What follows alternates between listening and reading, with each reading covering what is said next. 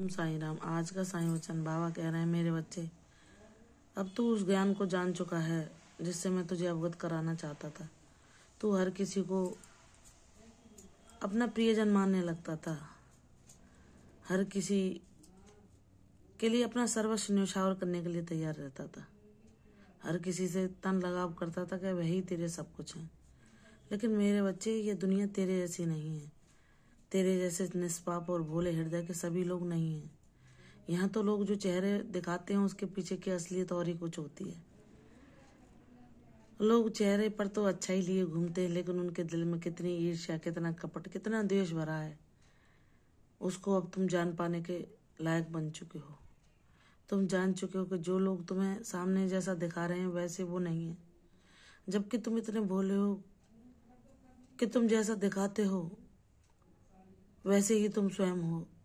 तुम्हारे अंदर कोई भी छल, किसी के लिए कोई बुरा भाव, कोई कपट, कोई ईर्ष्या,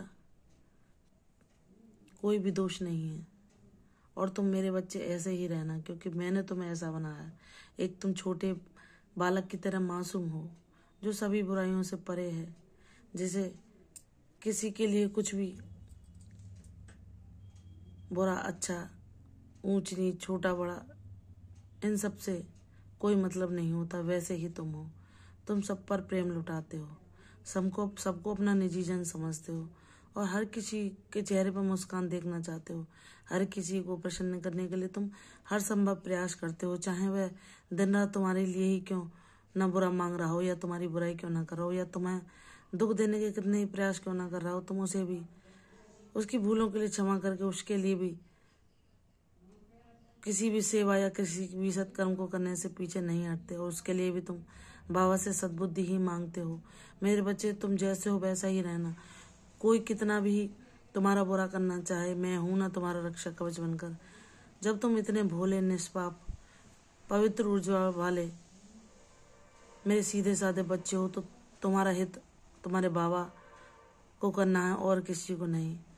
कोई तुम्हारे बारे में कुछ भी सोच ले, वह तुम्हारे भोलेपन के कारण तुम्हें बेवकूफ बनाना चाहे, या तुम्हारे निष्पाप मन के कारण हर वह चीज तुमसे निकलवाना चाहे कि कैसे तुमने इस ज्ञान को पाया, कैसे तुम बाबा के नजदीक पहुंचे, या तुम्हें क्या अनुभूति होती है।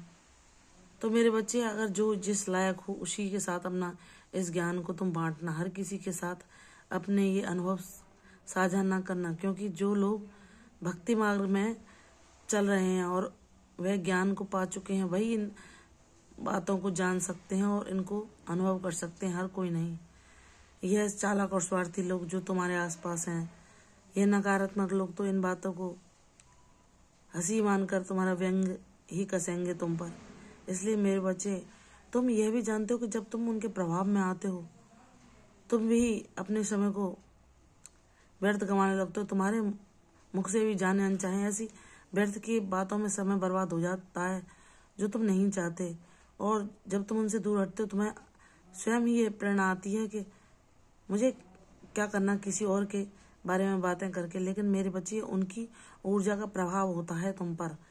तो मेरे बच्चे, उनसे दूर हटो, उनके साथ जितना संभव हो सके दूरी बनाओ। जो तुम्हें कर्तव्य कर्म करने हैं, जो तुम्हारे ऋणानुबंध हैं, उन्हें मैं पूरे करा दूंगा।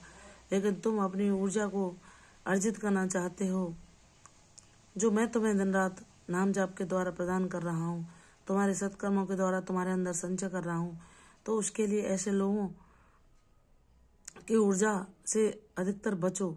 जितना हो सके उतना ही उनसे बातें करो। किसी भी वाद विवाद में ना उलझो, क्योंकि उसके वह वाद विवाद या तर्क को तर्क छांट कर तुम्हारे मन की शांति को भंग करना चाहते हैं मेरे बच्चे। लेकिन तुम्हारा बाबा नहीं चाहता कि तुमने जब इतने समय लंबे संघर्ष को सहा है, कष्टों और दुखों को मेरा नाम जाप करके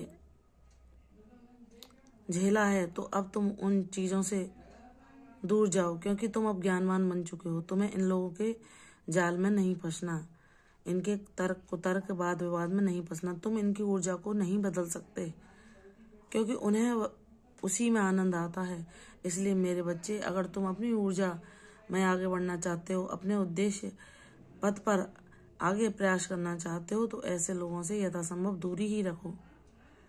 और तुम यह भी सत्य जान चुके हो कि इस जीवन में संपन्नता कितना महत्व रखती है। किसी के भोले दिल, किसी के सत्कर्मों का किसी पर कोई असर नहीं होता, क्योंकि तुम्हारे माता पिता जैसी पुण्य आत्माएं जो तुम्हारे जीवन में तुमने उन्हें सदैव सत्कर्म करते देखा, लेकिन पर्याप्त संपन्नता न होने के कारण उनके जो परिजन थे उनने भी उसके महत्व को नकारा, और उन्हीं के समकक्ष जो दूसरे परिजन थे उन पर संपन्नता होने के कारण उनको ही दिन रात उनका ही महत्व माना, उनके ही आगे पीछे घूमे उन्हीं की खुशामद की। और वह सच्चे दिल का इंसान जिसने सभी के लिए बहुत कुछ किया, उसको उसके बदले में उन लोगों ने कोई महत्व ही ना दिया। तो यह बातें तुम्हें यह सिखाती हैं कि अपनी ऊर्जा को, अपने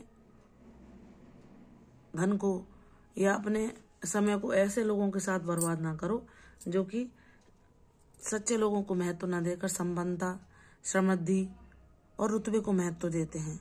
इससे तुम अपने समय, धन सभी का अपव्यय ही करोगे। यह बातें जानकर मैं तुम्हें ऐसा बनाना चाहता हूँ जो तुम अपने उद्देश्य मार्ग पर आगे बढ़ते जाओ। तुम्हारा धन भी सदुपयोग में ही काम में आए, तुम्हारी ऊर्जा भी अच्छे लोगों के साथ ही व्यतीत हो, ऐसे लोगों के साथ नहीं जो सच्चे दिल के लोगों को पहचान ही नहीं पाते और धन को ही महत्व देते हैं। धन हमारे जीवन में आवश्यक है, लेकिन इतना नहीं कि हम किसी सच्चे, भोले, ईमानदार व्यक्ति के महत्व को ही ना समझ सकें। मेरे बच्चे, अधिकतर लोग ऐसे ही हैं, लेकिन जो मेरे द्वारा जिनको ज्ञान प्राप्त होता है वह सच्चे लोगों की कद्र करते हैं, हमेशा एक जैसे ही रहते हैं, सबको संभाव से देखते हैं, लेकिन किसी की ओर आकर्षित होकर अपना समय, धन और अपनी ऊर्जा उन पर अपव्यय नहीं करते। वह उन्हीं को अपना समय देते हैं जो उसके काबिल होते हैं। तो मेरे बच्चे, इन सब बातों को मैं तुम्हें सिखाकर ज्ञानवान बनाना चाहता हूँ, ताकि तुम्हें दुख, कष्ट, परेशानी तुमसे सदैव दूर रहें और तुम सदैव सच्चे आनंद, ईश्वर की भक्ति में सदैव अपने को मग्न रखो और अपने दुखों, कष्टों को भूलकर सदैव आनंद का अनुभव करो। मेरे बच्चे, तुम्हारी विजय सुनहरे अक्षरों में लिखी जाएगी, इसलिए मुझ पर विश्वास करो। तुमने जितने कष्ट सहे हैं, मैं तुम्हारे जीवन में उतने ही खुशियों के रंग भरने जा रहा हूँ। मुझ पर विश्वास करो, तुम्हारी विजय शानदार होगी। प्रसन्न रहो, यशस्वी हो। कल फिर आऊंगी साईं वचन के साथ। तब तक के लिए ओम साईं राम।